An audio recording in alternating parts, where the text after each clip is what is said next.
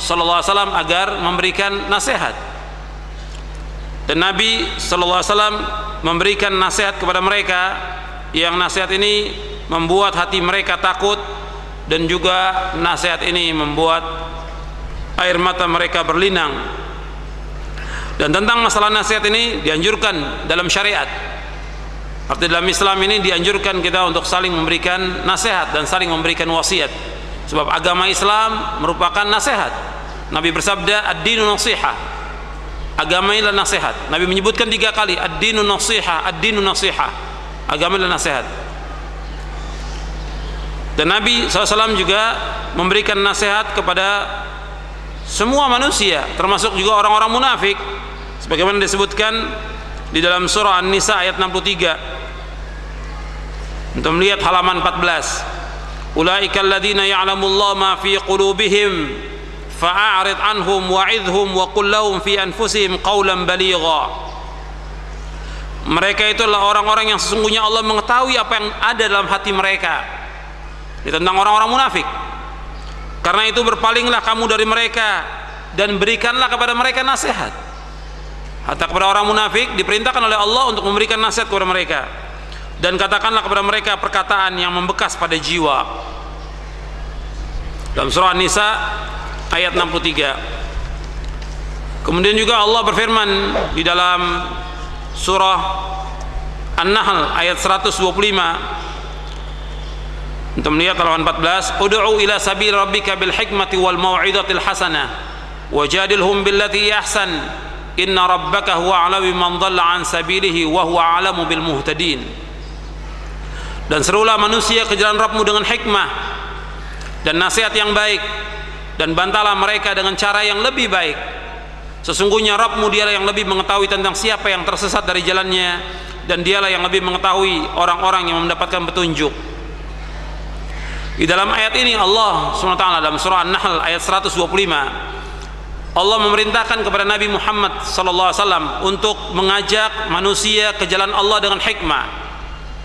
Yang dimaksud dengan hikmah yaitu benar dalam berkata dan berbuat, dan meletakkan sesuatu pada tempatnya. Ini yang dikatakan hikmah. Makna hikmah ini banyak, ya, disebutkan oleh para ulama, banyak sekali makna hikmah itu. Ada yang menyebutkan dengan Injil, menyebutkan dengan Quran, menyebutkan dengan kenabian, menyebutkan dengan kebaikan yang banyak, menyebutkan dengan sunnah dan yang lainnya. Arti para ulama memberikan penjelasan tentang hikmah ini banyak sekali. Kalau disebutkan Alkitab wal hikmah dalam Al-Quran, kalau disebutkan Al-Quran wal hikmah, Alkitab wal hikmah, yang dimaksud hikmah di situ adalah as-sunnah. Nabi mengajarkan wa yu'allimuhumul kitaba wal hikmah. Nabi mengajarkan kepada mereka Al-Quran dan Al-Hikmah. Al-Hikmah yang dimaksud di situ adalah as-sunnah. Jadi ajak manusia ke jalan Rabbmu dengan hikmah. Dengan hikmah artinya benar dalam kita berkata, benar dalam kita berbuat, dan meletakkan sesuatu pada tempatnya. Jadi hikmah ini tentunya dasarnya Al-Quran dan dasarnya sunnah. Jangan diartikan hikmah ini artinya menurut kondisi masyarakat dan kita mengikuti perbuatan mereka. Ini salah. Jadi ada yang mengartikan dakwah itu harus dengan hikmah. Maksudnya hikmah menurut mereka apa? Kita ikut. Kalau orang berbuat syirik ya ikut, berbuat bid'ah ya ikut. Itu bukan hikmah, itu menyesatkan manusia. Yang dikatakan hikmah, kita dakwah sesuai dengan Quran wa sunnah ala fahmi salaf. Itu hikmah namanya.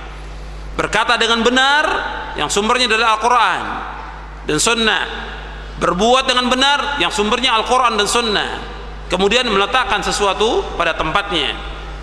Jadi kita lihat kondisi dari mad'u yang kita dakwahkan, apa yang harus kita sampaikan lebih dahulu, itu dengan hikmah. Wal mau'izatil hasanah, dan ajak mereka dan nasihati mereka dengan cara yang baik. Ini yang menjadi syahid kata kalimat nasihat di sini, yaitu nasihati mereka dengan nasihat yang baik. Wajadilhum billati hiya ahsan, dan bantahlah mereka dengan cara yang lebih baik. Inna rabbaka huwa a'lamu biman dhalla an sabilihi wa huwa a'lamu bil muhtadin. Sesungguhnya Rabb kamu, dia yang lebih mengetahui tentang orang-orang yang sesat dari jalannya, dan dia lebih mengetahui tentang orang-orang yang mendapatkan petunjuk. Kemudian agama adalah nasihat. Sebagaimana Nabi bersabda, ad-dinun nasihah, ad-dinun nasihah, ad-dinun nasihah. Qalu liman ya Rasulullah? Qala lillahi wa li kitabihi wa li rasulihi wa li a'immatil muslimina aw lil mu'minina wa 'ammatihim. Agama itulah nasihat. Agama adalah nasihat, agama adalah nasihat. Mereka para sahabat bertanya, untuk siapa wahai Rasulullah? Rasulullah SAW menjawab, untuk Allah, kitabnya, rasulnya, pemimpin kaum muslimin atau pemimpin kaum mukminin, dan bagi kaum muslimin pada umumnya. Hadis ini sahih, diriwayatkan oleh Imam Muslim, Abu Daud, Nasai, Ibnu Hibban, Ahmad, dan Baihaqi dari sahabat Abu Ruqayyah Tamim bin Aus Ad-Dari radhiyallahu anhu.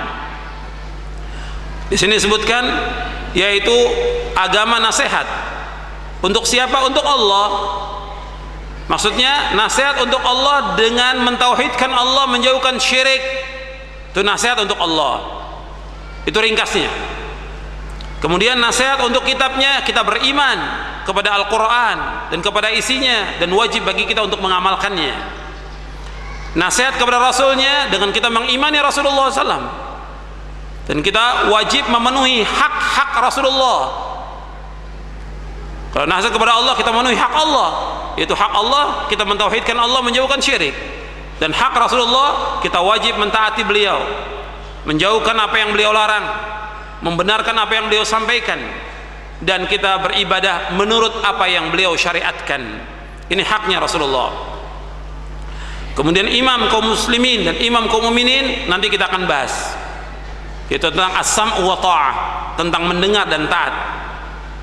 Wa 'ammatihim, dan nasihat kepada kaum muslimin, artinya memberikan nasihat kepada mereka dengan cara yang baik.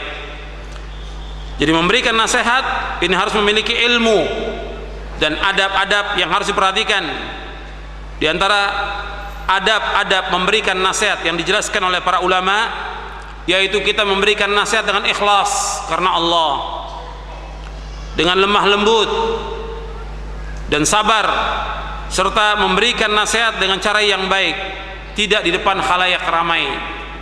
Itu antum lihat di halaman 16. Jadi adab memberikan nasihat yaitu harus ikhlas karena Allah, ikhlas karena Allah. Kemudian lemah lembut, ar-rifq, dan Nabi selalu menganjurkan yaitu ar-rifq, lemah lembut. Kemudian sabar. Dan kita kaum muslimin dianjurkan untuk saling memberikan nasihat dan saling mengingatkan. Jadi bukan dengan cara mencela, bukan dengan cara menuduh, bukan dengan cara yang lain, tapi dengan nasihat, dengan kebenaran dan kesabaran. Sebagaimana Allah berfirman, wal 'asri innal insana lafi khusrin illa alladziina aamanu wa 'amilus shalihat wa tawashaw bil haqqi wa tawashaw bis sabr. Demi masa sesungguhnya manusia benar-benar dalam kerugian kecuali orang-orang yang beriman dan beramal saleh, dan saling menasihati untuk mentaati kebenaran, dan saling menasihati untuk menetapi kesabaran. Dalam surah Al-Asr ayat 1 sampai 3, surah Al-Asr.